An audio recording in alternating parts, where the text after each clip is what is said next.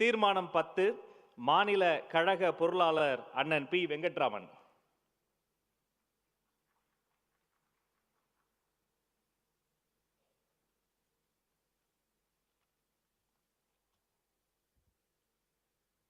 அனைவருக்கும் வணக்கம்.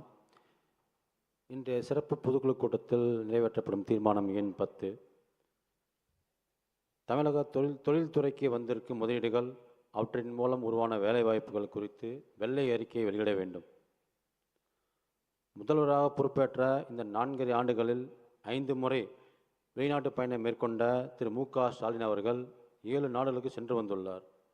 ஒவ்வொரு முறை நாடு திரும்பும் போதும் பல்லாயிரம் கோடி முதலீட்டுக்கான புரிந்துணர்வு ஒப்பந்தங்கள் கையெழுத்தாகியிருப்பதாக அறிவிக்கிறார். ஆட்சியின் தொடக்க காலத்தில் கையெழுத்தான புரிந்துணர்வு ஒப்பந்தங்கள் தற்போது நிலை என்ன, எங்கெல்லாம் தொழிற்சாலை உருவாகியிருக்கின்றன, அவற்றின் மூலம் எத்தனை பேருக்கு வேலைவாய்ப்பு உருவாகியிருக்கின்றன என்பன போன்ற அதிகாரப்பூர்வ தரவுகள் இப்போது வரை வெளியிடப்படவில்லை. இதனால் இந்த அறிவிப்புகள் வெறும் விளம்பரத்திற்காகவா என்ற கேள்வியும் எழுகிறது.